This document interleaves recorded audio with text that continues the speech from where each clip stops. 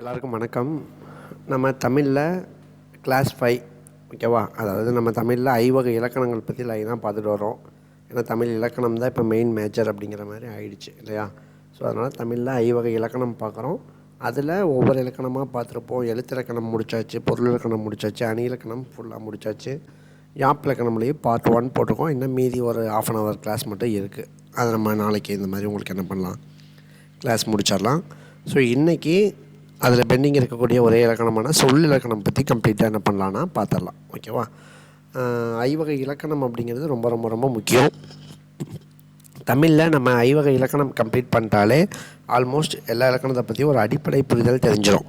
அதாவது நமக்கு மெயினாக நம்ம காம்படிட்டிவ் எக்ஸாம் அப்படின்னாலே ஸ்கூல் புக்ஸில் இருந்தால் உங்களுக்கு கொஷின்ஸ் வருது. ஸ்கூல் புக்கில் இந்த ஐவகை இலக்கணம் பார்த்திங்கன்னா அங்கங்கே கட் பண்ணி கொடுத்துருப்பாங்க. இப்போ எழுத்திலக்கணம்னா நம்ம முதல் எழுத்தும் சார்பெழுத்தம்னு படிப்போம். ஆனால் சார்பெழுத்தில் 10 வகை இருக்கும். 10 வகையும் ஒரே இடத்துல கொடுத்துருக்க மாட்டாங்க. 6வதுல ஒரு 2 வகை, 7வதுல ஒரு 2 வகை, இப்படின்னு 10வது வரைக்கும் அங்கங்கே பிச்சு என்ன பண்ணியிருப்பாங்கன்னா கொடுத்துருப்பாங்க. நம்ம அது எல்லாத்தையும் ஒரே இடத்துல தொகுத்து பார்க்கும்போது நமக்கு ஒரு கிளாரிட்டி என்னாகும் கிடைக்கும். அது மாதிரி சொல் இலக்கணம் அப்படிங்கிறது அங்கங்கே இருக்கக்கூடிய பாயிண்ட்ஸ் எல்லாம் தொகுத்து நம்ம ஒரே கிளாஸாக என்ன பண்ண போகிறோம்னா இன்றைக்கி பார்க்க போகிறோம். சொல் இலக்கணம் உங்களுக்கு ரொம்ப ரொம்ப ரொம்ப ஈஸியான இலக்கணம். நிறைய டேட்டாஸ் இருக்காது. சிம்பிளாக என்ன ஆகிடுனா இந்த கிளாஸ் உங்களுக்கு கம்ப்ளீட் ஆகிடும். ஓகேவா. இதுக்கப்புறம் நம்ம பொது இலக்கணம் அப்படின்னு சொல்லிட்டு என்னது, மற்ற 9வது 10வது இந்த மாதிரிலாம் மற்ற சில இலக்கணங்கள் இருக்குது. அதை பற்றி நம்ம என்ன பண்ணோம் டிஸ்கஸ் பண்ணுவோம். ஓகேவா. சரி, இந்த கிளாஸில் நம்ம சொல் இலக்கணம் பார்க்கலாம். ஃபஸ்ட்டு பாயிண்ட், சொல் அப்படின்னா என்னன்னு கொடுத்துருக்காங்க. உங்களுக்கே தெரியும், சொல்லுன்னா என்னங்க, ஒரு வார்த்தை இல்லையா. சொல் அப்படின்னா வார்த்தைன்னு சொல்லுவோம். சரி, ஒரு வார்த்தை பார்த்திங்கன்னா ஒரே ஒரு எழுத்து தான் இருக்கணுமா? ஒரு எழுத்து இருந்தும் வார்த்தைகள் இருக்குது, பல எழுத்துக்கள் சேர்ந்து என்ன இருக்குது, வார்த்தைகள் இருக்குது இல்லையா. அங்கே பாருங்களேன், ஒரு எழுத்து தனித்து நின்றோ பல எழுத்துக்கள் தொடர்ந்து நின்றோ பொருள் தருவாறு அமைவது சொல் எனப்படும். அதாவது என்ன சொல்கிறாங்க, ஒரு எழுத்து இருக்கலாம், 2 எழுத்து இருக்கலாம், 3 எழுத்து, எத்தனை எழுத்து வேணாலும் இது மீனிங் கொடுத்தா அது என்ன சொல்லிடலாம், ஒரு வார்த்தை அப்படின்னு நம்ம என்ன பண்ணிடலாம் சொல்லிடலாம். ஒரே ஒரு எழுத்துக்கு மீனிங் இருக்கா சார்? இருக்குது. தமிழில் ஒரு எழுத்து ஒரு மொழின்னு சொல்லி 42 எழுத்துக்கள் இருக்குது அப்படின்னு நம்ம 7th புக்கில் கூட கொடுத்துருப்பாங்க. இப்போ இதில் கூட எடுத்துக்காட்டில் பாருங்களேன், போ அப்படின்னு கொடுத்துருக்கோம். இது மாதிரி கிட்டத்தட்ட ஒரு 42 எழுத்துக்கள் தமிழில் இருக்குது. ஒரே ஒரு எழுத்து தான் இருக்கும், அதற்கு மீனிங் இருக்க மாதிரி இருக்கக்கூடியது 42 எழுத்துக்கள் இருக்குது அப்படின்ட்டு நமக்கு கொடுத்துருப்பான். ஓகேவா. அப்போ ஒரு எழுத்து தனித்தும் வரலாம், அல்லது வீடு கண் இதெல்லாம் பாருங்கள் 2 எழுத்து இருக்குது, பல எழுத்துக்கள் சேர்ந்து என்ன ஆகலாம், வரலாம். எப்படி வந்தாலும் அதுக்கு மீனிங் இருந்தால் நம்ம அதை என்ன சொல்லிடலாம், சொல் அப்படின்னு சொல்லிடலாம். இதில் இன்னொரு பாயிண்ட் எக்ஸ்ட்ரா நீங்கள் ஆட் பண்ணிக்கோங்க. சொல் அப்படிங்கிறதுக்கு வேறு பெயர்கள் இருக்குது. அதாவது சொல் அப்படின்னு சொல்லாமல் வார்த்தை, மொழி, கிளவி இப்படின்னு என்ன சொல்லுவாங்கன்னா இந்த சொல்லை பயன்படுத்துவாங்க. ஓகேவா. நீங்கள் படிச்சிருப்பீங்க இரட்டை கிளவி. அப்போ அதில் கிளவின்னு என்ன, இரட்டையாக வரக்கூடிய சொல்லுன்னு அர்த்தம். ஓர் எழுத்து ஒரு மொழி அப்படின்னா என்ன, ஒரே ஒரு எழுத்து வரக்கூடிய ஒரு சொல்லுன்னு அர்த்தம். பகுபதம் பகாபதம், பகுபதம்னா பிரிக்கக்கூடிய சொற்கள், பகாபதம்னா பிரிக்க இயலாத சொற்கள். அப்போ அந்த பதம் புரியுதா உங்களுக்கு. இதெல்லாமே சொல்லுடைய வேறு பெயர்கள். அப்போ சொல்லின் வேறு பெயர்கள் என்னென்னு கேட்டாங்கன்னா பதம், மொழி, கிளவி அப்படின்னு நீங்கள் என்ன பண்ணணும் தெரிஞ்சு வச்சுக்கணும். ஏன்னா கீழ்கண்டவற்றுள் சொல்லின் வேறு பெயர் எது கேட்டு ஆப்ஷன் ஏ மொழி, ஆப்ஷன் பி பதம், ஆப்ஷன் சி கிளவி, ஆப்ஷன் டி அனைத்தும்னு இருந்துச்சுன்னா அனைத்தும் போட போகிறீங்க. ஓகேவா. அதனால் தெரிஞ்சு வச்சுக்கோங்க. சரி, இந்த சொல் நம்ம என்னென்னு பார்த்துட்டோம். இந்த சொல்லை 2 வகையாக பிரிக்கிறாங்க. இலக்கண வகை, இலக்கிய வகை அப்படின்னு படிக்கிறாங்க. அந்த இலக்கண வகைக்குள்ளே 4 வகை, இலக்கிய வகைக்குள்ளே 4 வகை அப்படின்னு என்ன பண்ணுறாங்க, உட்பிரிவுகளும் இருக்குது. நம்ம அதை மட்டும் தெளிவாக பார்த்துட்டா முடிஞ்சு போச்சு. ஓகேவா. ஃபஸ்ட்டு என்ன பார்க்க போகிறோம் அப்படின்னா இலக்கண வகை சொற்கள், இதை தான் பார்க்க போகிறோம். இலக்கண வகை சொற்களில் நம்ம 4 வகை சொல்லலாம். பெயர்ச்சொல், வினைச்சொல், உரிச்சொல், இடைச்சொல் அப்படின்னு 4 வகை இருக்குது. அதில் நம்ம ஒவ்வொரு வகையாக என்ன பண்ணணும்னா பார்க்கணும். இதில் பெயர்ச்சொல் நமக்கு ரொம்ப ரொம்ப ரொம்ப முக்கியம். ஏன் அப்படின்னா நமக்கு சிலபஸில் என்ன இருக்குது, பெயர்ச்சொல்லின் வகையறிதல் இருக்குது. அப்போ இதிலிருந்து கொஷின்ஸ் என்ன ஆகணும், கண்டிப்பாக வரும் அப்படின்னு நம்ம எதிர்பார்க்கலாம். ஓகேவா. அப்போ இலக்கண வகை சொற்கள் எத்தனைங்க, 4 வகை. பெயர்ச்சொல், வினைச்சொல், இடைச்சொல், உரிச்சொல் அப்படின்னு 4 வகை இருக்குது. ஒவ்வொன்றா இப்போ பார்க்க போகிறோம். ஓகேவா. அப்போ பாருங்கள், இதில் பெயர்ச்சொல்னால் என்ன அப்படின்னு கொடுத்துருப்பான். ஒன்றும் இல்லைங்க, ஒன்றன் பெயரை உணர்த்தும் சொல் பெயர் சொல். நீங்கள் எதுக்கு பேர் வச்சாலும் அது பெயர் சொல் தான். அதாவது இப்போ என் பேர் ரமேஷ், அது ஒரு பெயர் சொல். உங்கள் பேர் என்னவோ அது ஒரு பெயர் சொல். அப்போ நம்மளை மாதிரி இப்போ என்னையுமே ஒரு மனிதனுக்கு ஒரு பேர் வச்சுருக்கோமா, இது பெயர் சொல். சார் அப்போ நம்மளோட பேர் அது மட்டும் தான் பெயர் சொல்ல அப்படிலாம் கிடையாது. எதுக்கு நீங்கள் பேர் வச்சாலும் பெயர் சொல் தான். இப்போ ரோட்டில் போகிறீங்க, இங்கே பாரு மரம் இருக்குது சொல்கிறீங்க. மரம்னா அதுக்கு என்ன பண்ணியிருக்கீங்க, பேர் வச்சுருக்கீங்க, அது ஒரு பெயர் சொல். எந்த ஊருக்கு போகிற, மதுரைக்கு போகிறேன், அந்த குறிப்பிட்ட ஏரியாவுக்கு மதுரைன்னு என்ன பண்ணியிருக்கீங்க, பேர் இருக்குது, அப்போ அது ஒரு பெயர் சொல். புரியுதா உங்களுக்கு? எல்லாமே பெயர் சொல். நீங்கள் எது பேர் வச்சுருக்கீங்களோ, இங்கே ஏதாவது ஒரு திங்ஸ் கிடக்குது, இது என்னதுப்பா அப்படின்னு கேட்குறோம், கட்டை அப்படின்னு சொல்கிறீங்க, அந்த கட்டைங்கிறது பெயர் சொல். உங்கள் முன்னாடி ஒரு சேர் இருக்குது, நாற்காலி சொல்கிறீங்க, அது ஒரு பெயர் சொல். மேஜை இருக்குது, அது ஒரு பெயர் சொல். சாக் பீஸு, ரப்பரு, எது எடுத்தாலும் என்னது ஒரு திங்ஸுக்கு நீங்கள் பேர் வச்சுருக்கீங்க. உயிர் உள்ளதோ உயிரற்றதோ எதுக்காக இருந்தாலும் நீங்கள் ஒரு பேர் வச்சுட்டிங்கன்னா அது என்னது, பெயர் சொல். அவ்வளோதான். பெயர் சொல்னால் அவ்வளோதான், சிம்பிளாக. ஆட்டோ, பைக்கு எல்லாமே பெயர் சொல் தான். ஓகேவா? அப்போ பாருங்கள், பெயர் சொல் என்பது ஒன்றன் பெயரை உணர்த்தும் சொல். எதுக்காக வேணாலும் இருக்கலாம். அதை கீழே பாருங்கள் கொடுக்குறாங்க. பொருள், இடம், காலம், சினை, குணம், தொழில் எனும் 6 அடிப்படையில் பெயர் சொற்கள் தோன்றும். அப்போ பெயர் சொல் மொத்தம் எத்தனை வகைன்னு கேட்டாங்கன்னா 6 வகை. அது தெரிஞ்சுக்கணும். கீழே கொடுத்துருக்கேன் பாருங்கள். பொருட்பெயர், இடப்பெயர், காலப்பெயர், சினைப்பெயர், பண்பு பெயர். பண்பு பெயர்னாலும் குணப்பெயர்னாலும் ஒன்று தான். ஓகேவா? தொழிற்பெயர் அப்படின்னு 6 இருக்குது. அப்போ பெயர் சொல் எத்தனை வகைன்னு கேட்பாங்க. எத்தனைன்னு கேட்டால் 6 சொல்லணும். பொருட்பெயர், இடப்பெயர், காலப்பெயர், சினைப்பெயர், பண்பு பெயர், தொழிற்பெயர் அப்படின்னு 6 வகைப்படும் அப்படின்னு சொல்கிறாங்க. இந்த 6க்கான உதாரணம் என்ன? ஒன்றும் இல்லை. ஒரு பொருளை குறித்தா பொருட்பெயருங்க, இடத்த குறித்தா இடப்பெயர், காலத்தை குறித்தா காலப்பெயர். புரியுது அவங்களுக்கு? சினைனா என்னென்னா உறுப்பு. அப்போ ஒரு உறுப்பை குறிச்சதுன்னா சினைப்பெயர். பண்பு பெயர்னா குணம், நிறம், வடிவம், சுவை அப்படின்னு சொல்லுவாங்க. அதோடைய தன்மையை குறிச்சதுன்னா பண்பு பெயர்.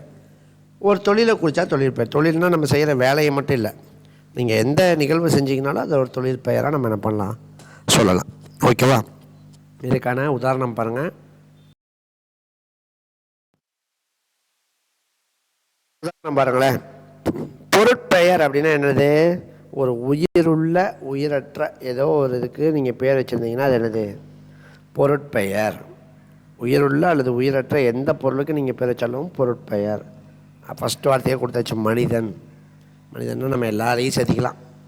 உயிருள்ள எந்த உயிரினமாக இருந்தாலும் பொருட்பெயர். அதுக்கு ஒரு பேர் வச்சுருக்க இல்லையா? இப்போ என் பேர் ரமேஷ், உங்கள் பேர் வேறு, அப்படி மாறி ஒவ்வொருத்தருக்கும் ஒவ்வொரு பேர் இருக்குது. ஒவ்வொன்றும் பொருட்பெயர் தான். அதே மாதிரி பசு, புத்தகம் பாருங்கள். இதுக்கு தான் உங்களுக்கு நான் நம்ம பேரை மட்டும் சொல்லலை. நம்ம பேரை மட்டும் அதுதான் பொருட்பெயர்னு சொல்லிட்டேன்னா அப்போ உயிருள்ள பொருளை மட்டும் நீங்கள் நினச்சிக்குவீங்க. இதில் பாருங்கள், புத்தகம்னு இருக்கா. அப்போ உயிரற்ற பொருளுக்கு நம்ம என்னது பேர் வச்சுருக்கோம். இதுக்கு பேர் புத்தகம், இதுக்கு பேர் என்னது பென்சிலு, இதுக்கு பேர் பேனா அப்படின்னு பேர் வச்சுருந்தீங்கன்னா அது என்னது? ஒரு பொருளை குறித்தாலும் அது பொருட்பெயர். ஓகேவா? அடுத்து இடப்பெயர் பாருங்கள். இடப்பெயர்னா பாருங்க, சென்னை ஒரு இடப்பெயரா, ஒரு இடத்தை குறிக்கக்கூடிய பேரா. தமிழ்நாடு பார்த்திங்களா, தமிழகம் ஒரு இடப்பெயரா. சும்மா உங்கள் ஏரியாவில் இப்போ அண்ணா தெரு, எம்ஜிஆர் தெரு சொல்கிறீங்கன்னா அது என்ன தான்? ஒரு இடப்பெயர் தான். அந்த இடத்தை குறிக்கக்கூடிய பேர் அண்ணா தெரு அப்படிங்கிறது. புரியுதா உங்களுக்கு? ஒரு இடத்தை குறித்தால் அது இடப்பெயர். காலப்பெயர், காலத்தை குறித்தால் அது என்னங்க? காலப்பெயர். மணி, நாள், மாதம், ஆண்டு இதெல்லாம் என்ன பண்ணுறாங்க, கொடுக்குறாங்க. நாளிகை இதெல்லாமே என்ன தான்? நிமிடம் எல்லாமே உங்களுக்கு காலப்பெயரில் என்ன ஆகும், வரும். காலத்தை குறிக்கக்கூடிய சொல் காலப்பெயர். காலத்தை குறிக்கக்கூடிய பெயர் காலப்பெயர் அப்படின்னு சொல்லுவாங்க. ஓகேவா? சினை பெயர்னால் நான் சொல்கிறேன். சினைனா உறுப்பு சொன்னோமா. ஒரு முழு பொருளில் ஒரு உறுப்பு மட்டும் குறிக்கிறது. அப்போ பாருங்கள், இப்போ முழு பொருள் என்னது? மனிதன். அதிலிருந்து ஒரே ஒரு உறுப்பு மட்டும் குறிக்கிறாங்க பாருங்கள், கண். அப்போ ஒரு உறுப்பு மட்டும் குறிக்கிறது கண். கை, தலை எல்லாமே நம்ம மனிதனோட உடம்பில் இருக்கக்கூடிய ஒவ்வொரு உறுப்பு. அதேமாதிரி வேறு என்ன சார் சொல்லலாம்? இந்த செடின்னு இருக்குதுன்னு வச்சுக்கோங்களேன். செடியில் இலை சொல்லலாமா? இலை வந்து ஒரு சினை பெயரா? ஒட்டுமொத்தமாக பார்த்தா ஒரு செடி. அதில் இலைங்கிறது ஒரு சினை, ஒரு உறுப்பு தான். அதேமாதிரி வேர், தண்டு அப்படின்னு தனித்தனியாக என்ன பண்ண முடியும், ஒவ்வொரு உறுப்பையும் தனித்தனியாக சொன்னீங்கன்னா ஒவ்வொன்றும் சினை பெயராயிரும். ஓகேவா? அதாவது ஒரு முழு பொருள்லேருந்து ஒரு உறுப்பை மட்டும் சொன்னீங்கன்னா அது என்னது, சினை பெயர். ஓகேவா? அடுத்து பாருங்கள், பண்பு பெயர். பண்பு பெயர் ரொம்ப ரொம்ப முக்கியம். இதில் ஒன்றும் இல்லைங்க, நிறம், வடிவம், சுவை, அளவு, நாளையும் குறிச்சதுன்னா அது என்னது, பண்பு பெயர். ஓகேவா? அந்த நாளைக்குமே உங்களுக்கு பாருங்கள் எக்ஸாம்பிள் கொடுத்துருக்கோம். நிறம், எந்த நிறம் வந்தாலும் என்ன போட்டுடலாம், பண்பு பெயர். அப்போ நீலம் கொடுத்துருக்கண்ணா, எந்த நிறம் வேணாலும் போட்டுக்கலாம், கருப்பு, சிவப்பு எது வேணாலும் நீங்கள் போட்டுக்கலாம். எந்த நிறம் வந்தாலும் என்னது, பண்பு பெயர். இப்போ ஒரு சொற்றொடரே கொடுத்துட்றாங்க, சிவப்பு சட்டை போட்டு வந்தான் கொடுத்துட்றாங்க, சிவப்பு சட்டை அணிந்து வந்தான் கொடுத்துட்றாங்க. இதில் எந்த பெயர் சொல் பயன்படுத்தியிருக்காங்க கேட்குறாங்க. சிவப்பு சட்டை, சிவப்புங்கிறது என்னது, பண்பு பெயர், நிறத்தை குறிக்குது. அப்போ இதில் பண்பு பெயர் பயின்று வருது நீங்கள் சொல்லணும். ஓகேவா? அவ்வளோதான். பாருங்கள், நிறம், அந்த நீலம் நிறம் கொடுத்துருக்கோம். வடிவம், சதுரம், செவ்வகம், வட்டம். வட்டமாக அங்கே பார்க் இருக்குப்பான்னு சொல்கிறோம், அந்த பார்க்கு பார்த்தா வட்டமாக இருந்துச்சு சொல்கிறோம். அப்போ அதோடைய பண்பை நம்ம சொல்கிறோம் இல்லையா, எப்படி இருக்குது, வட்டமாக இருக்குது, சதுரமாக இருக்குது. அப்போ நிறம், அடுத்தது வடிவம், அடுத்தது சுவை.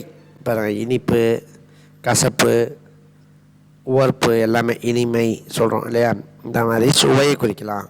அப்படி இல்லைன்னா அளவு, நீளம், அகலம், இந்த மாதிரி ஒரு அளவை என்ன பண்ணலாம், குறிக்கலாம். 5 லிட்டர் 10 லிட்டரை குடித்தாலும் என்ன தான், அதுவும் ஒரு அளவு தான். லிட்டர் அப்படின்னு கொடுத்தாலும் அதுவும் பண்பு பெயர் தான். புரியுதா உங்களுக்கு?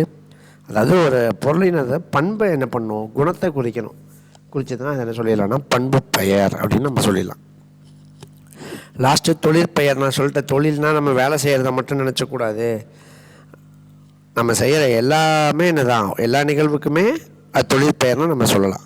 பாருங்கள், நான் படிச்சிட்ருக்கேன், அப்போ படித்தல் அது ஒரு தொழில், அதாவது ஒரு நிகழ்வு இல்லையா, படிக்கிறதுங்கிறது ஒரு நிகழ்வு. அதேமாதிரி சாப்பிட்றது, உண்ணல் ஒரு நிகழ்வு, உறங்குதல் என்னது ஒரு நிகழ்வு, பேசுதல் ஒரு நிகழ்வு, பாடுதல், ஆடுதல் எல்லாமே என்னது ஒரு நிகழ்வு. நம்ம இப்போ சொன்ன உதாரணங்களே உங்களுக்கு தெரிஞ்சிருக்கும். மேக்சிமம் தொழிற்பெயர் பார்த்திங்கன்னா அல் தல்னு முடியும்.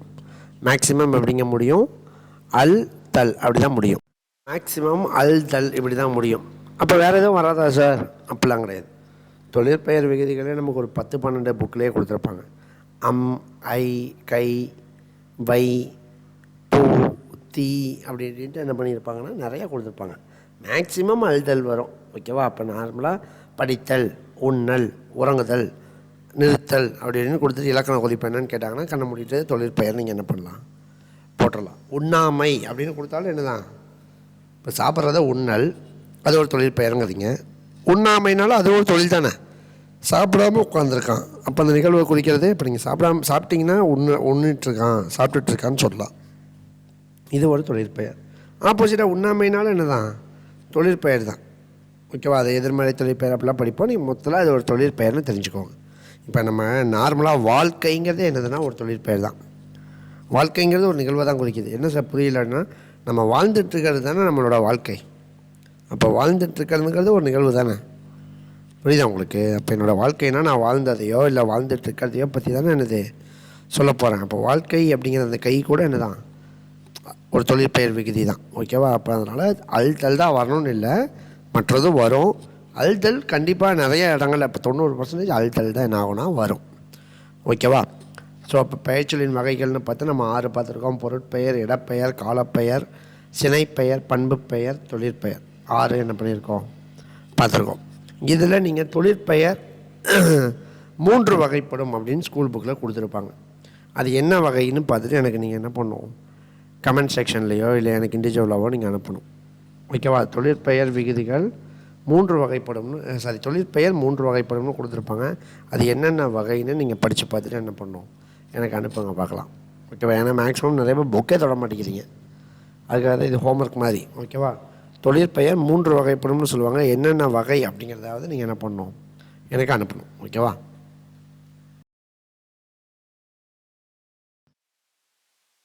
ஓகே, ஒன்றன் பெயரை குறிக்கும் சொல் பெயர் சொல் பார்த்துட்டோம். 2வது வினைச்சொல். வினைனா உங்களுக்கு தெரியும், ஒரு செயல். வினைனா என்னங்க? ஒரு செயல். அப்போ வினைச்சொல் என்பது ஒரு பொருளின் வினையை, வினைனா செயலை உணர்த்துவோம். ஒன்றும் இல்லைங்க, ஒரு செயலை செஞ்சால் என்னதுங்க? வினைச்சொல். ஒரு செயலை செஞ்சால், ஒரு செயலை குறித்தால் அது என்னது? வினைச்சொல். நடந்தான்,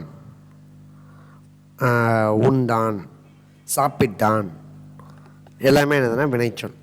ஓகேவா? நடந்தான், உண்டான், சாப்பிட்டான், இதெல்லாமே என்னதுங்க? வினைச்சொல். இதில் நான் ஒன்று சொல்லுவேன், எல்லோரும் நோட் பண்ணிக்கோங்க. இந்த தொழிற்பெயருக்கும், அதாவது பெயர் சொல்லுன்னு ஒரு வகையான தொழிற்பெயருக்கும் வினைச்சொல்லுக்கும் நிறைய பேர் மிஸ்கம்யூனிகேஷன் பண்ணிக்கிறாங்க. என்ன பண்ணிக்கிறாங்கன்னா, சார் தொழிற்பெயர்னாலும் ஒரு நிகழ்வை குறிக்கணுங்கிறீங்க, வினைச்சொல்னாலும் ஒரு நிகழ்வை குறிக்கணுங்கிறீங்க. இப்போ அங்கே உண்ணல்னு சொன்னீங்க, இங்கே உண்டான்னு சொல்கிறீங்க. எப்படி சார் உண்டானுங்கிறத நான் தொழிற்பெயர்னு போடலாமல் போடக்கூடாது அப்படின்னா போடக்கூடாது. எப்படின்னு சொல்கிற மாதிரி இது ரெண்டுக்கு டிஃப்ரென்ஸ் நீங்கள் எப்படி கண்டுபிடிக்கணும்னு வைங்களேன். வினைச்சொல்னு வச்சுக்கோங்க, அதில் காலத்தை குறிக்கும். ஓகே, அப்போ பாருங்கள், நடந்தான், அப்போ ஆல்ரெடி நடந்த இறந்த காலம், புரியுதா? நடந்தான், இறந்த காலம். அதே மாதிரி அதில் அந்த ஆண் பாலா பெண் பாலாங்கிறது என்ன ஆயிரும்? பலர் பாலா, அந்த பால் வகைகள் என்ன ஆயிரும்னா தெரிஞ்சிடும். சாப்பிட்டாள் அப்படின்னா அந்த பெண் பால் ஒரு பெண்ணை குறிக்குது அப்படின்னு நமக்கு என்ன ஆயிரும்னா தெரிஞ்சிடும். சாப்பிட்டாள்னா அவள் சாப்பிட்டு முடிச்சிட்டா, அப்போ என்னது? இறந்த காலம். அதே சாப்பிடுகிறான், இப்போ சாப்பிட்டுட்டு இருக்கான், நிகழ்காலம். சாப்பிடுவான், அப்போ எதிர்காலம். எப்படி என்ன ஆகிட்டு இருக்கோம்னா அந்த காலங்கள் நமக்கு என்ன ஆயிரும்? தெரிஞ்சிடும். ஆனால் தொழிற்பெயரில் காலம் நமக்கு தெரியாது. இப்போ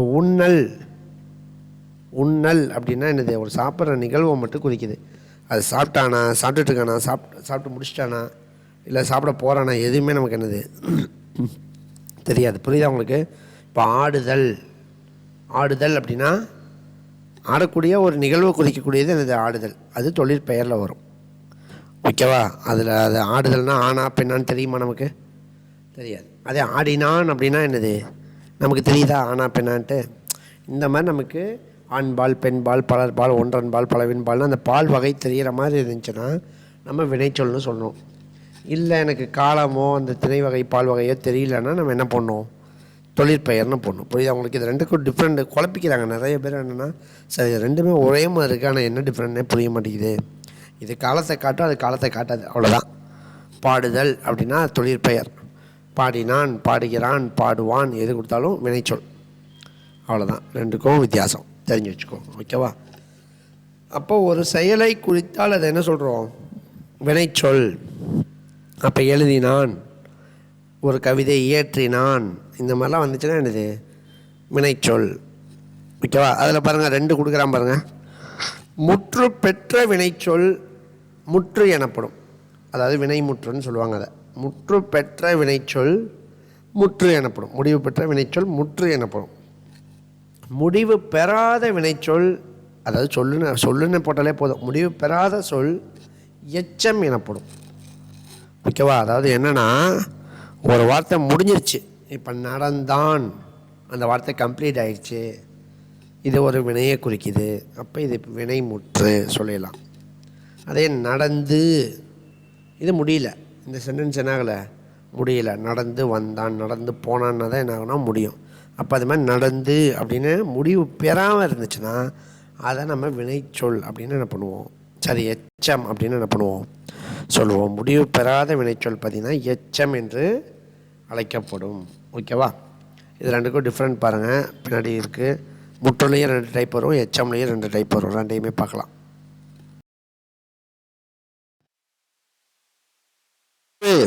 அதாவது வினை முற்று சொல்கிறோம் இல்லையா? வினை முற்று பார்த்திங்கன்னா 2 வகைப்படும். தெரிநிலை வினைமுற்று, குறிப்பு வினைமுற்று. ஓகேவா? 2 வகைப்படும். நான் ஆல்ரெடி சொல்லிட்டேன், முற்றுனா என்னன்னு சொல்லிட்டேன். அந்த சொல் முடிவு அடைஞ்சிடும். எழுதினான், ஏற்றினான், சாப்பிட்டான், சாப்பிடுவான், சாப்பிடுகிறான், எப்படினாலும் என்னது அந்த வார்த்தை முடிவு அடைஞ்சிடும். அதே முடிவு அடையாமல் இருந்தால் அதை என்ன சொல்லுவோம்? எச்சம்னு சொல்லுவோம். அதை நம்ம பின்னாடி பார்ப்போம். ஓகேவா? அப்போ இதில் என்ன சார் 2 வகை? தெரிநிலை வினைமுற்றுன்னு ஒன்று இருக்குது, குறிப்பு வினைமுற்றுன்னு ஒன்று இருக்குது. என்ன சார் அப்படின்னா, இதை தான் நம்ம அடுத்து பார்க்க போகிறோம். ஃபஸ்ட்டு என்ன பார்க்க போகிறோம்னா தெரிநிலை வினைமுற்று.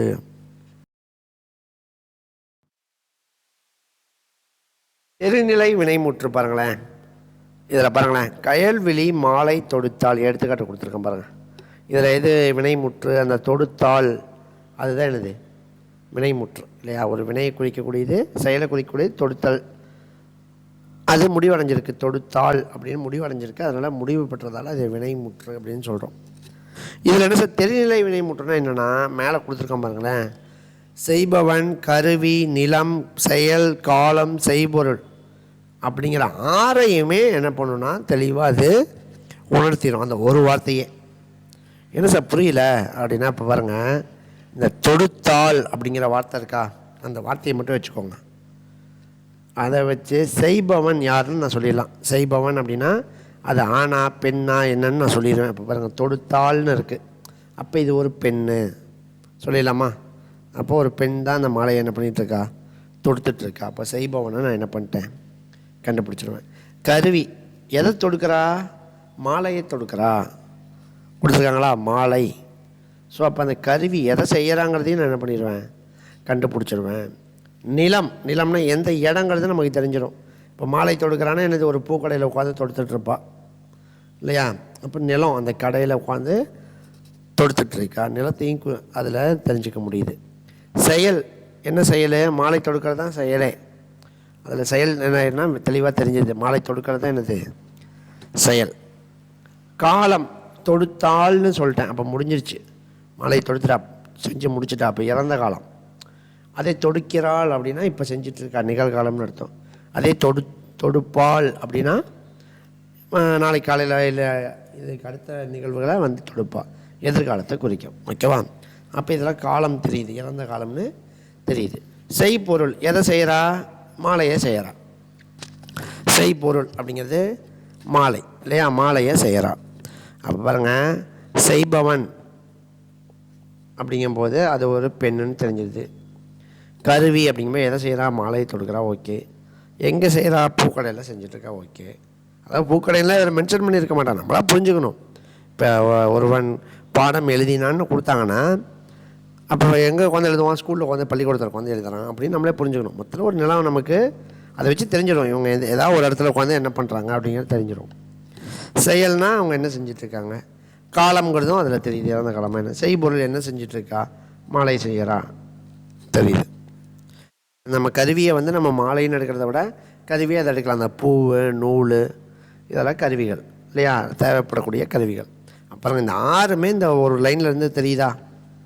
இப்படி தெரிஞ்சால் இது தெரிநிலை வினைமுற்று. செய்பவன், கருவி, நிலம், செயல், காலம், செய்பொருள் என்னும் ஆறையும் உணர்த்துவது என்னது? தெரிநிலை வினைமுற்று. அதே குறிப்பு வினைமுற்றுனா என்ன சார்? பாருங்க,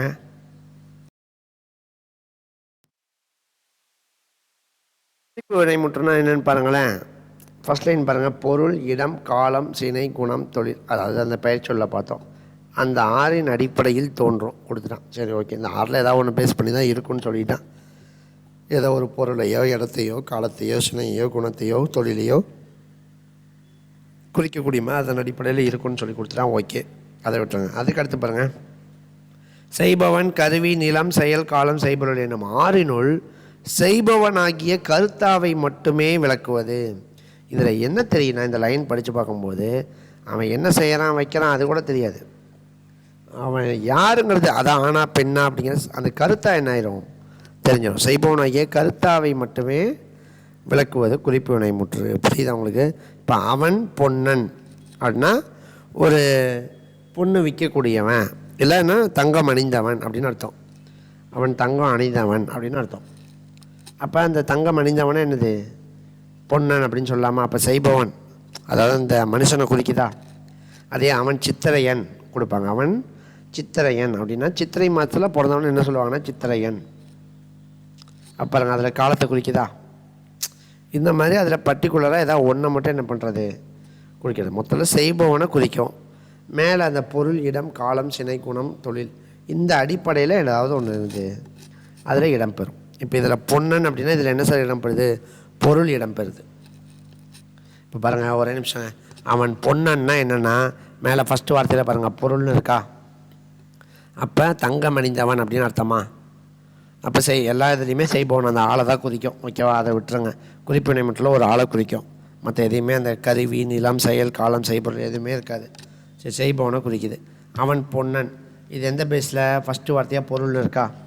அப்போ இவன் தங்கம், இவன் தங்கத்தை, அந்த பொருளை குறிக்கிறதால இது பார்த்திங்கன்னா என்னது? பொருளை குறிக்குது. அதே அவன் மதுரையான் கொடுப்பாங்க, ஸ்கூல் புக்லேயே இருக்குது.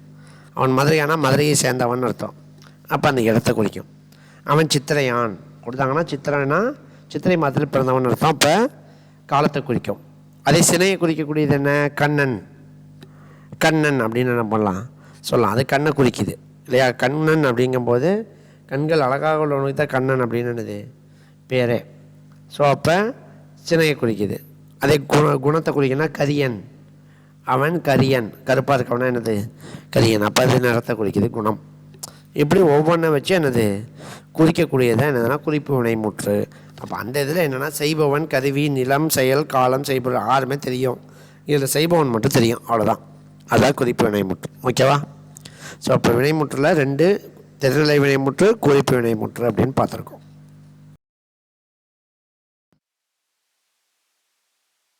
பாருங்க, எச்சம்.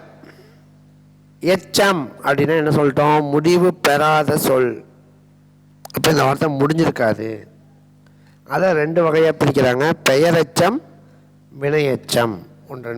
ஒரு சொல் முடிவு பெறாத ஒரு எச்சம், முடிவு பெறாத சொல், அதான் எச்சம். ஓகேவா? முடிவு பெறாத ஒரு சொல் பெயரை கொண்டு பொருள் தந்தால் அது பெயரெச்சம்பாங்க.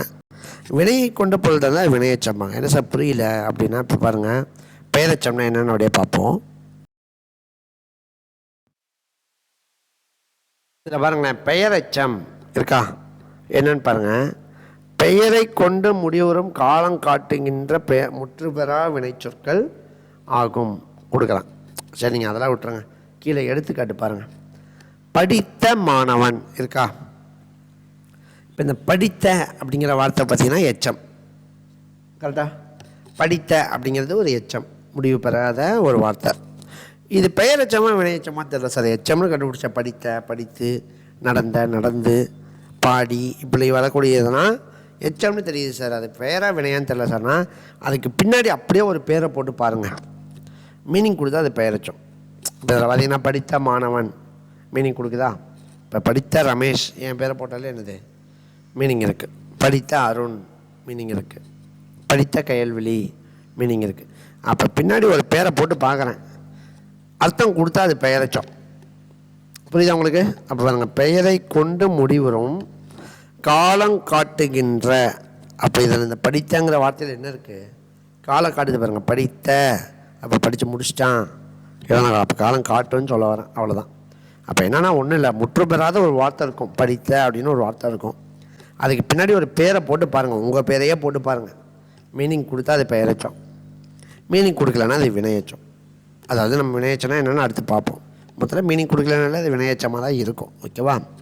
அப்போ இது கொடுப்பான், படித்த அப்படின்னு கொடுத்து இலக்கண குறிப்பு தருக கேட்டாங்கன்னா பெயரெச்சம் அப்படின்னு என்ன பண்ணணும், போடணும். நீங்களே பின்னாடி ஒரு வார்த்தையை போட்டு பார்த்தீங்கன்னா உங்களுக்கே தெரிஞ்சிட போகுது. ஓகேவா? இதுவும் 2 வகைப்படும்னு கொடுக்குறாங்க. தெரிநிலை பெயரெச்சம், குறிப்பு பெயரெச்சம் அப்படின்னு 2 வகை இருக்குதுன்னு சொல்லி கொடுத்துருக்காங்க. அவ்வளோதான். இது பாருங்கள், வினையெச்சம். வினைனா ஒன்றும் இல்லைங்க, செயல்னு சொல்லிட்டோம்.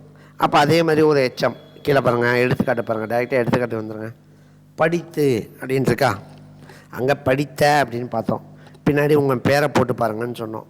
அப்போ படித்த கயல்விழி, படித்த செவ்வந்தி, படித்த ரமேஷ் இப்படின்னு நம்ம பேரை போட்டு பார்த்தாலே மீனிங் கொடுக்குது. அப்போ பெயரெச்சம். இதில் பாருங்கள், படித்து அப்படின்னு இருக்குது. படித்து ரமேஷ், படித்து கயல்விழி போட்டால் மீனிங் இருக்கா? மீனிங்கே இல்லை. அப்போ இதுக்கு பின்னாடி பாருங்கள், ஒரு வினையை போட்டு பாருங்கள். படித்து முடித்தான், படித்து எழுதினான், படித்து பார்த்தான், படித்து தேறினான். ஒரு வினையை போட்டு பார்த்தா மீனிங் கொடுக்குதா? இப்படி மீனிங் கொடுத்தா இது என்னது? வினையெச்சம். அப்போ எச்ச சொற்கள் இருக்கும், முடிவு பெறாத சொல் இருக்கும். அதுக்கு பின்னாடி பெயரை போட்டு பாருங்கள், மீனிங் கொடுத்தா பெயரெச்சம். வினையை போட்டு பாருங்கள், மீனிங் கொடுத்தா வினையெச்சம். அவ்வளோதான், வேலை முடிஞ்சுது. இந்த வினையெச்சமும் பார்த்திங்கன்னா தெரிநிலை வினையெச்சம், குறிப்பு வினையெச்சம் அப்படின்னு என்னது 2 வகைப்படும் அப்படின்னு சொல்கிறாங்க. அவ்வளோதான்.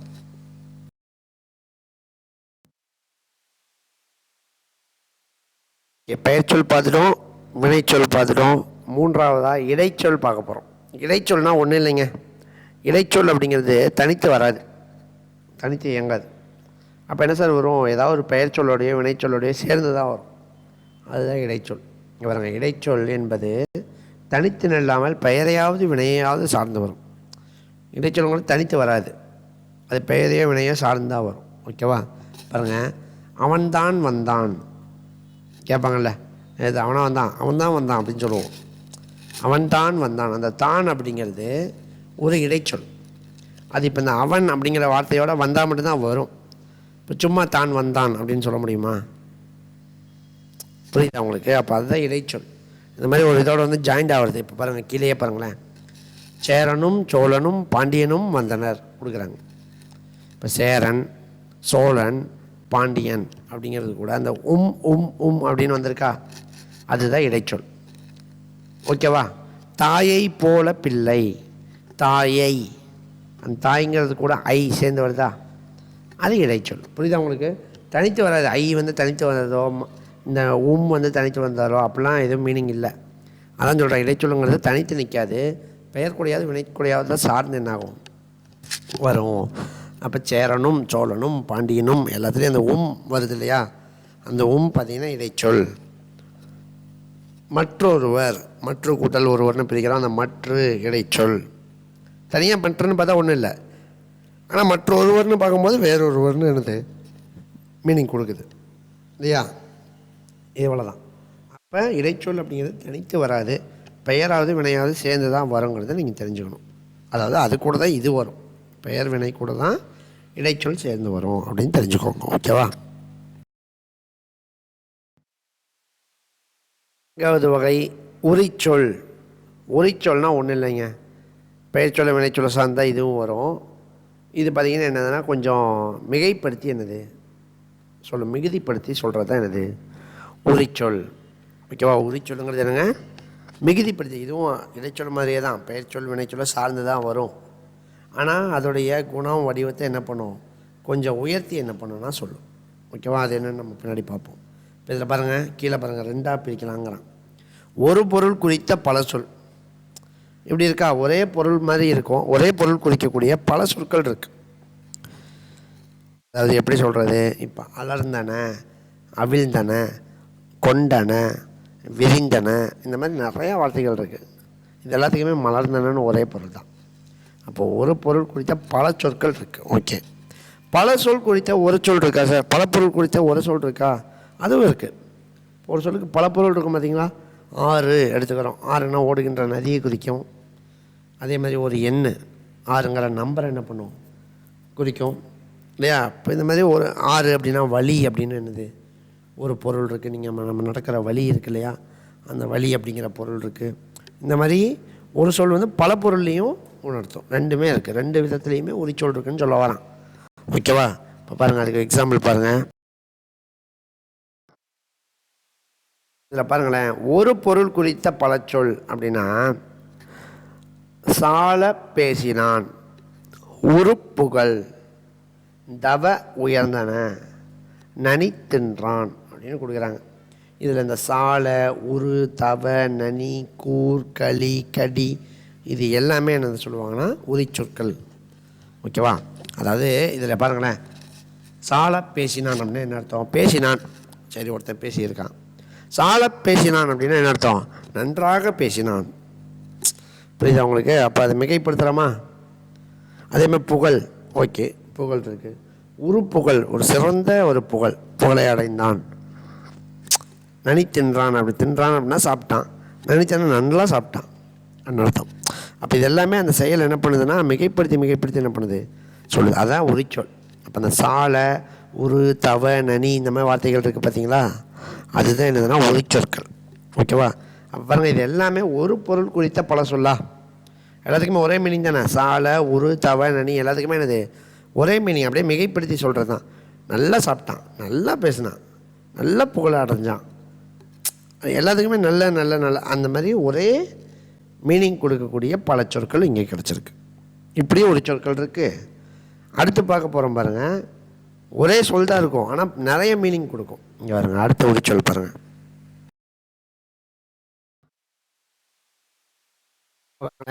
பல பொருள் குறித்த ஒரு சொல். ஒரே சொல்லுக்கு பல மீனிங் இருக்குது பாருங்கள். கடிமனை அப்படின்னா என்னது? காவல் அப்படின்னு அர்த்தம். கடிவாள், கூர்மையான வாள். கடிமிளகு, ரொம்ப காரமான மிளகு. கடிமலர், சிறப்பு மிக்க மலர், வாசனை மிக்க மலர் அப்படின்னு அர்த்தம். அப்புறங்க எல்லாத்துலேயுமே கடி கடி கடி கடின்னு வருது, ஆனால் வெவ்வேறு மீனிங் வருதா? அப்படி தான் சொல்கிறாங்க. பல பொருள் குறிக்கும் ஒரு சொல் அப்படின்னு சொல்கிறாங்க. ஓகேவா? அப்போ கடி அப்படின்னா காவல், கூர்மை, கரிப்பு, சிறப்பு இப்படின்னு நிறையா என்னது மீனிங் இருக்குது. அப்படி சொல்களில் இந்த 2 வகையுமே இருக்குதுன்னு சொல்ல வரேன். வெவ்வேறு அர்த்தம் கொடுக்கக்கூடிய ஒரே சொல்லும் இருக்குது, ஒரே அர்த்தத்தை கொடுக்கக்கூடிய வெவ்வேறு சொற்களும் இருக்குது அப்படின்னு சொல்ல வரேன். மொத்தத்தில் உரிச்சொல்னா என்னது? பெயர் வினையை சார்ந்து தான் வரும், மிகுதிப்படுத்தி சொல்லும். அதை தெரிஞ்சுக்கோங்க. ஓகேவா? இப்போ மொத்தம் நம்ம 4 வகை பார்த்துருக்கோங்க. இலக்கண வகை சொற்கள் ஃபுல்லாக பார்த்துருவோம். இலக்கண வகையில் சொல்ல நானாக பிரிக்கிறான். பெயர்ச்சொல், வினைச்சொல், இடைச்சொல், உரிச்சொல். பெயர்ச்சொல் அப்படின்னா ஒன்றன் பெயரை குறிக்கக்கூடிய சொல். அது 6 வகைன்னு பார்த்தோம். ஒரு பொருளை குறித்தா பொருட்பெயர், இடத்த குறித்தா இடப்பெயர், காலத்தை குறித்தா காலப்பெயர், உறுப்பை குறித்தா சினைப்பெயர், பண்பை குறித்தா பண்பு பெயர் அல்லது குணப்பெயர், தொழில் அதாவது ஒரு நிகழ்வை குறித்தா தொழிற்பெயர். நம்ம அதில் தொழிற்பெயர் மட்டும் உங்களை நான் என்ன பண்ண சொல்லியிருக்கேன், ஸ்கூல் புக்கில் அந்த 3 வகை என்னென்னு பார்த்து எனக்கு சொல்லுங்கன்னு சொல்லியிருக்கேன். ஓகேவா? சரி, ஓகே. வினைச்சொல். அடுத்து பார்த்தீங்கன்னா வினைச்சொல்னா ஒரு செயலை குறிக்கக்கூடிய சொல். அதுக்கு தொழிற்பெயருக்கு என்ன வித்தியாசம்னு நான் உங்களுக்கு சொல்லியிருக்கேன். வினைச்சொல்லில் நமக்கு அது ஆண் பாலா, பெண் பாலா, பலர் பாலா, அந்த பால் வகையை காட்டிடும். அது போக காலத்தையும் என்ன பண்ணிடும், காட்டிடும். நடந்தான் அப்படின்னா ஓகே இறந்த காலம் அப்படின்னு தெரிஞ்சிடும். தொழிற்பெயர்னால் அது தெரியாது, பாடுதல், நடத்தல் இந்த மாதிரியே முடிஞ்சிடும் அப்படின்னு சொன்னேன். ஓகேவா? சரி, வினைச்சொல் என்ன சொன்னேன்? ஒரு வினையை குறிக்கக்கூடிய சொல் வினைச்சொல் சொன்னோம். அது முற்று பெற்று தான் வினை முற்று. முற்று பெறலைன்னா வினை எச்சம் அப்படின்னு பார்த்தோம். சரி, இப்போ முற்றுனா என்ன, எச்சம்னா என்னென்னு பார்த்தோம். முற்றுனா முற்று பெற்றது, எச்சம்னா முடிவு பெறாதது அப்படின்னு பார்த்துட்டோம். அந்த முற்று பெற்ற வினை எச்சத்தை தான் 2 வகையாக பார்த்தோம். வினைமுற்ற 2 வகையாக பார்த்தோம். திறநிலை வினைமுற்று, குறிப்பு வினைமுற்று. திறநிலை வினைமுற்று என்ன? செய்பவன், கருவி, நிலம், காலம், செய்பொருள், செயல் 6ஐயும் குறிச்சதுன்னா என்னது? திறநிலை வினைமுற்று. அதே இந்த 6ல் இந்த செய்பவன் ஆகிய கர்த்தாவை மட்டும் குறிச்சதுன்னு வச்சுக்கோங்க. அந்த ஆளை மட்டும் குறிச்சதுன்னா அது என்னது? குறிப்பு வினைமுற்று. அது எந்த அடிப்படையில் இருக்கும் அப்படின்னும் பார்த்தோம். 6 அடிப்படை: பொருள், இடம், காலம், சினை, குணம், தொழில். அந்த 6 அடிப்படையில் தான் குறிப்பு வினைமுற்று ஏதாவது ஒன்றில் வரும் பார்த்துட்டோம். அடுத்து இடைச்சொல். சரி, எச்சம் பார்த்தோம். அதுக்கப்புறம் எச்சம்னா முடிவு பெறாதது. அது ஈஸியாக கண்டுபிடிச்சலான்னு சொன்னேன். படித்த அப்படின்னு ஒரு வார்த்தை இருக்குன்னா அதுக்கு பின்னாடி உங்கள் பேரை போட்டு பாருங்கள். வந்தால் பெயரச்சம். மீனிங் வரலையா? ஒரு வினையை போட்டு பாருங்கள். ஒரு செயல் படித்துன்னு இருக்கா, ஓகே. படித்து முடித்தான், படித்து எழுதினான். ஒரு செயலை போட்டு பாருங்கள், ஓகே. மீனிங் தெரியுதா? வினையச்சம். அவ்வளோதான். எச்சதை வந்து ஈஸியாக கண்டுபிடிச்சிடலாம். அடுத்து இடைச்சொல். இடைச்சொல்னா என்னது? தனித்து வராது, பெயர் கூடையாவது வினை கூடையாவது சேர்ந்து தான் வரும். அதுக்கு தான் பார்த்தோம். அவன்தான் மனிதன், சேரனும் சோழனும் பாண்டியனும் வந்தனர். அதுக்கப்புறம் தாயை போல பிள்ளை, தாயை, ஐ, மற்றொருவர், மற்று. இது எல்லாமே எனது இடைச்சொல். அடுத்து உரிச்சொல் பார்த்தோம். உரிச்சொல்னால் ஒன்றும் இல்லை, அதேமாதிரி பெயரை வினை சார்ந்து தான் வரும், தனித்து வராது. அது என்னதுன்னா இருக்கிறத கொஞ்சம் எக்ஸ்ட்ரா மிகைப்படுத்தி காட்டும், அவ்வளோதான். அதுக்கு 2 வகையாக இருக்குது. ஒரே மீனிங் தர மாதிரி பல வார்த்தையும் இருக்குது, பல மீனிங் தர மாதிரி ஒரு வார்த்தையும் இருக்குது. அது 2க்குமே நம்ம வித்தியாசம் பார்த்துட்டோம், அவ்வளோதான். இதுதான் இலக்கண வகை சொற்கள். ஓகேவா? அப்போ சொல்லை இலக்கண வகைப்படி எத்தனை வகையாக பிரிப்பார்னா 4 வகை. இந்த 4 தான். இப்போ அடுத்து என்ன பார்க்க போகிறோம்? இலக்கிய வகையில் எத்தனைன்னு பார்க்க போகிறோம். அதுவும் அதே 4 தான். அடுத்து என்ன பார்க்க போகிறோம்? இலக்கிய வகை சொற்கள். ஓகேவா? இலக்கிய வகை அங்கே என்ன பார்த்தோம்? இலக்கண வகையில் 4: பெயர்ச்சொல், வினைச்சொல், இடைச்சொல், உரிச்சொல். இங்கே 4 பார்க்க போகிறோம்: இயற்சொல், திரிச்சொல், திசைச்சொல், வடச்சொல். ஈஸி தான், அதை விட இது ஈஸி.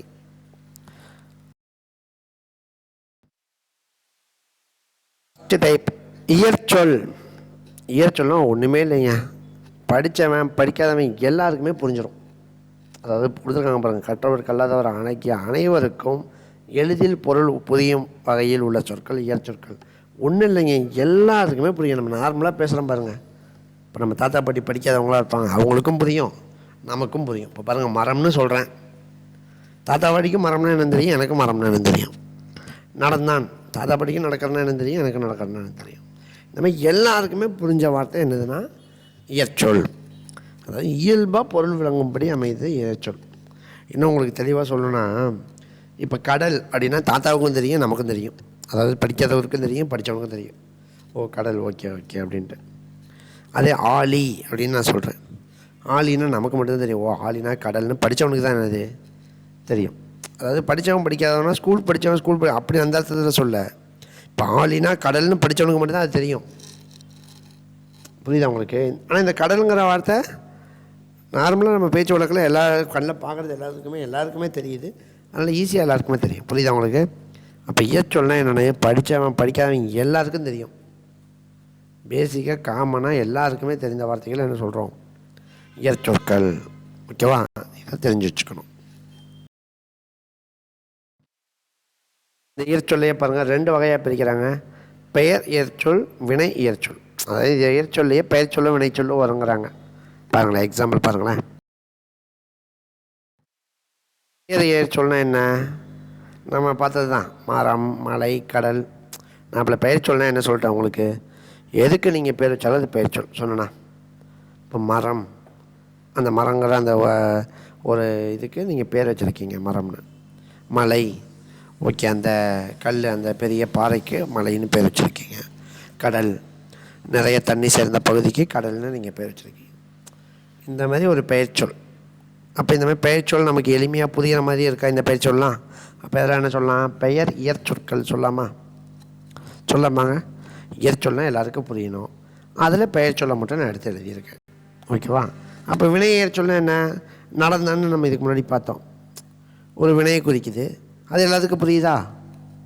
அப்போ ஓகே, அப்போ வினை இயற்சொல்னா நடந்தான்னு எடுத்துக்கலாம். இப்போ பாருங்கள், அடுத்து பாருங்கள் பாருங்க. வினை இயற்சொல்னா என்ன, வினையை குறிக்கும், எல்லாருக்கும் புரியும். பெயர் இயற்சொல்னா பெயரை குறிக்கும், எல்லாருக்கும் புரியும். வினை இயற்சொல்னா வினையை குறிக்கும், எல்லாருக்கும் புரியும். நடந்தான், ஓகே, நடக்கிறதுக்கு நடந்தான் பேர். சிரித்தாள், சிரிக்கிறதுக்கு சிரித்தாள். வந்தது, வந்ததால் அது வந்தது. எல்லாமே ஒரு வினையை குறிக்குது, ஈஸியாக புரிகிற மாதிரி என்னது இருக்குது. இதெல்லாமே என்னது இயற்சொற்கள். புரியுதா உங்களுக்கு? ஸோ இயற்சொல்னால் ஒன்றும் இல்லை, எல்லாருக்கும் புரியும். அதை மட்டும் ஞாபகம் வச்சுக்கோங்க, அவ்வளோதான். மற்றபடி படித்து பார்த்து நம்மளே போட்டுக்கலாம். ஃபஸ்ட்டு இயற்சொல் பார்த்துட்டோம். இப்போ அப்படியே அதுக்கு ஆப்போசிட்டு திரிசொல். என்ன சார் ஆப்போசிட்னா, அங்கே என்ன சொன்னோம், படித்தவன் படிக்காதவன் எல்லாருக்கும் புரியும்னு சொன்னோம்.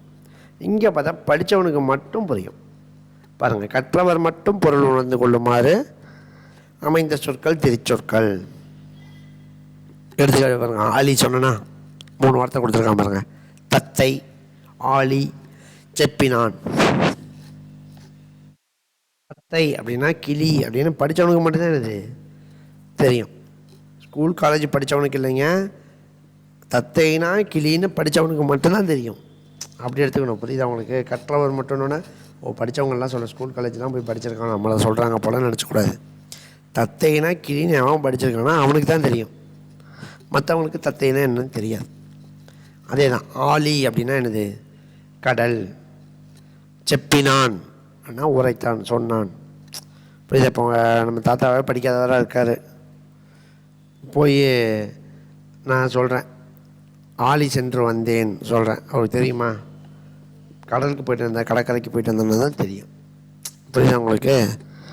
அப்போ சொல்ல என்னென்னா, இந்த அந்த ஆழினா கடல்னு தெரிஞ்சவன், பத்தைனா கிளின்னு தெரிஞ்சவன், அவனுக்கு மட்டும்தான் புரியும், படிக்காதவங்களுக்கு புரியாது. அப்போ இயற்சொல்லுக்கும் திரிச்சொல்லுக்கும் உங்களுக்கு வித்தியாசம் தெரியுதா? இயற்சொல்னா எல்லாருக்கும் புரியும், திரிச்சொல்னா படித்தவனுக்கு மட்டும் புரியும், மற்றபடி வேறு எதுவுமே இல்லை. இதில் பாருங்கள், ஒரு பொருள் குறித்த பல திரிச்சொல். அதாவது நிறையா வார்த்தை இருக்கும், அதுக்கு ஒரே மீனிங், அவ்வளோதான். பாருங்களேன், ஒரே பொருளை தரும் பல திரிச்சொற்கள் தமிழில் உள்ளன. திரிச்சொல்னா புரியாத வார்த்தை, அதாவது படித்தவனுக்கு மட்டும்தான் புரியும். அப்படிப்பட்ட வார்த்தை ஒரே மீனிங் இருக்க மாதிரி பல வார்த்தைகள் இருக்குங்க. பாருங்கள், கமலம், கஞ்சம், முண்டகம், முளரி. முளரினா காடுன்னு ஒரு அர்த்தமும் இருக்குது, தாமரைன்னு ஒரு அர்த்தமும் இருக்குது. இப்போ கொடுத்துருக்காங்க பாருங்கள். கமலம், கமலக்கண்ணன் சொல்கிற மாதிரி, கமலக்கண்ணன்னா கமலம்னா தாமரை தான், தாமரை போன்ற கண்களை உடையவன் அப்படின்னு அர்த்தம். இப்போ கமலம், கஞ்சம், முண்டகம், முளரி இவை யாவும் தாமரை என்னும் ஒரே பொருளை குறிக்கும் பல திரிச்சொற்கள். இந்த நாளுக்குமே ஒரே மீனிங். ஆமாம், ஒரே பொருள். அப்போ ஒரு பொருள் தான். அப்போ ஒரு பொருள் குறித்த பல திரிச்சொல். திரிச்சொல்னா படித்தவங்களுக்கு மட்டும் புரியும். இந்த 4 வார்த்தைக்குமே எல்லாருக்கும் அர்த்தம் தெரியுமா? படித்தா தான் அர்த்தம் தெரியும். புரியுது அவங்களுக்கு? கமலம்னா தாமரைன்னு தெரியாது எல்லாருக்கும். கஞ்சம், முண்டகம், உலரி எல்லாத்துக்குமே தாமரை அப்படிங்கிற ஒரு பொருள் இருக்குது அப்படின்னு சொல்கிறான். இப்போ ஒரு பொருள் குறித்த பல திரிச்சொல் பார்த்துட்டோம். அப்போ அடுத்து என்ன பார்ப்போம்? பல பொருள் குறித்த ஒரு திரிச்சொல் பார்ப்போம். பாருங்க, பல பொருள் குறித்த ஒரு திரிச்சொல். இதில் பாருங்கள், ஒரு திரிச்சொல் கொடுத்துருக்காங்க பாருங்க. வீசு அப்படின்னு ஒரு சொல் இருக்கு. இதுக்கு பாருங்கள் நிறையா வார்த்தை இருக்குது, நிறையா அர்த்தம். வீசுனா எரியறது, எரி. அதே மாதிரி சிதறு, எடுத்து வீசினான்னு சிதறிச்சு அப்படின்னு அர்த்தம். பரவச்சை, பச்சை சொல்லுவாமா? வீசு அப்படிங்கிறதுக்கு பரவசை அப்படின்ட்டு என்னது, நீங்கள் ஒரு குவாட் கோட் இருக்குது, அம்பேத்கர் சொன்னது. ஜாதி தான் சமூகமாக உள்ளதெனில் வீசும் காற்று விஷமாக பரவட்டும். இப்போ வீசும் காற்று வந்து பரவட்டும்னு சொல்கிறாரு இல்லையா? எல்லா பக்கமும் பரவட்டும். அப்போ காற்று பரவச்சை. அடுத்து வீசு அப்படின்னா ஆட்டு அப்படின்னா என்னது, ஒரு பொருள் இருக்குங்கிறான். அப்போ என்ன அர்த்தம்? வீசுன்னு ஒரு வார்த்தை தான் இருக்குது, ஆனால் அதுக்கு பல மீனிங் இருக்குது அப்படின்னு சொல்ல வரான். அப்போ பல பொருளை தரும் ஒரு திரிச்சொல்லும் தமிழில் உள்ளன அப்படின்னு சொல்கிறாங்க. ஓகேவா? இதெல்லாம் ஜஸ்ட்டு தெரிஞ்சுக்கிறது தாங்க. இந்த இதில் உள்ளே போயிட்டு நோண்டி அந்த மாதிரிலாம் கேள்விகள் வராது. பேசிக்காக தெரிஞ்சு வச்சுக்கோங்க. ஓகேவா? இன்னும் 2 இருக்குது, திசைச்சொல், வடச்சொல் 2 இருக்குது. இப்போ அடுத்து வடச்சொல் பார்த்தரலாம். வடச்சொல் பேர்லேயே இருக்குது பாருங்கள், வடமொழி. வடமொழினா என்ன? சமஸ்கிருதம் தான். சமஸ்கிருதத்துலேருந்து நம்ம தமிழில் என்ன பண்ணிகிட்ருக்கோன்னா நிறைய சொற்களை யூஸ் பண்ணிகிட்ருக்கோம். அதுதான் வடச்சொல்லுங்கிறோம். சில சொல்ல அப்படியே யூஸ் பண்ணுறோம், சில சொல்ல கொஞ்சம் மாற்றி என்ன பண்ணுறோம், தமிழுக்கு தகுந்த மாற்றிக்கிறோம், மாற்றி யூஸ் பண்ணுறோம். அது ரெண்டே என்னென்னு பார்க்கணும். ஓகேவா? அப்போ வடச்சொல் அப்படின்னா என்னங்க? சமஸ்கிருத சொல்னு தெரிஞ்சுக்கோங்க, அவ்வளோதான். எல்லாத்துக்குமே அந்த கீவேர்டு தான் தெரிஞ்சு வச்சுக்கணும். வடச்சொல்னா சமஸ்கிருத வார்த்தை போல். அதில் ஒரு சில சமஸ்கிருத வார்த்தையை நம்ம அப்படியே பயன்படுத்திகிட்டு இருக்கோம். என்ன சொல்கிறீங்க? சமஸ்கிருத வார்த்தையெல்லாம் நம்ம தமிழில் பயன்படுத்துகிறோமா? நிறையா பயன்படுத்துகிறோம். இப்போ மன்னிப்புன்னு ஒரு வார்த்தை இருக்குது. நிறைய பேர்ட்ட கேட்டால் தமிழ் சொல்லுமா? ஆனால் மன்னிப்புங்கிறது தமிழ் சொல்லே கிடையாது, அது வந்து ஒரு உருது சொல். அப்போ தமிழில் என்ன சார்? பொறுத்துக்கொள் அப்படிங்கிறது தான் என்னது? தமிழ் சொல்.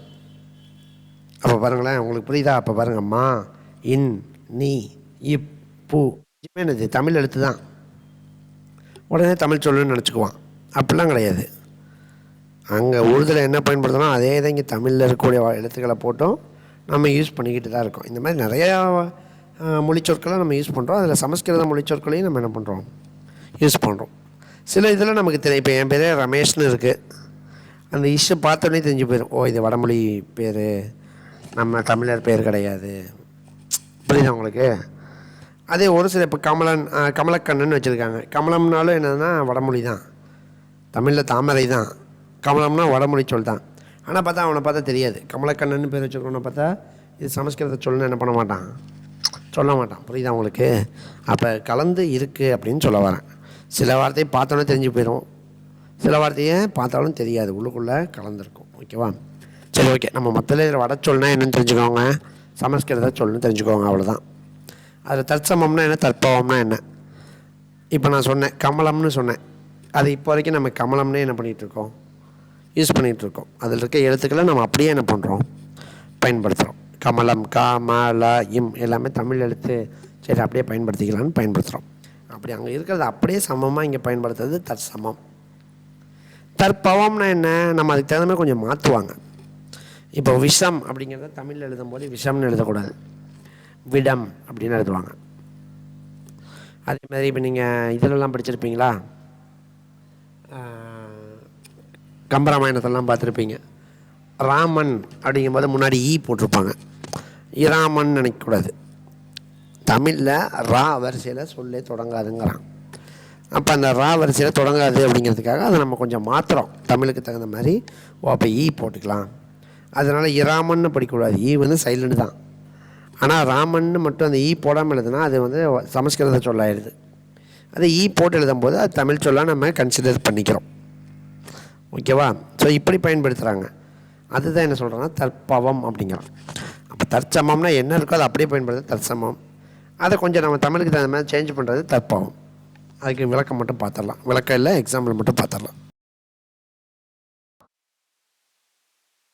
தற்சமம் வடமொழி சொற்கள் தமிழ் மொழியில் தமிழ் சொற்கள் போன்றே மாற்றமின்றி வருவது தற்சமம். பாருங்கள், அப்புறம் தமிழ் எழுத்துக்களே அப்படியே இருக்கும். கமலம், கமலயம், காரணம், மேரு, மேருனா மலைன்னு அர்த்தம், மேரு, இதெல்லாம் பார்த்திங்கன்னா நமக்கு பார்த்திங்கன்னா தமிழ் சொல் மாதிரியே இருக்கும். ஏன்னா எதுவுமே சமஸ்கிருத எழுத்துக்களே நமக்கு தெரில. ஜா சா ஏதாவது வந்தால் தான் நம்ம சமஸ்கிருதம் நினைப்போம். அதனால் இதெல்லாம் நம்ம தமிழ் சொல்லுன்னே நினச்சி நம்ம என்ன பண்ணிகிட்டு இருக்கோம்னா பயன்படுத்திக்கிட்டே இருக்கோம். இதை தான் தற்சமம்ங்கிறான். அப்புறம் இச்சொற்களில் வடமொழிக்குரிய சிறப்பு எழுத்து எதுவும் இல்லை. இவற்றில் தமிழ் எழுத்துக்களே இடம்பெறுகின்றன. புரியுதா உங்களுக்கு? இதில் வேறு எதுவுமே எழுத்து வந்து சான்ஸ்கிரிட் லெட்டர் வரல. அதனால் என்ன நினச்சிக்கிறாங்க, இது தமிழ்னு நினச்சிக்கிறாங்க.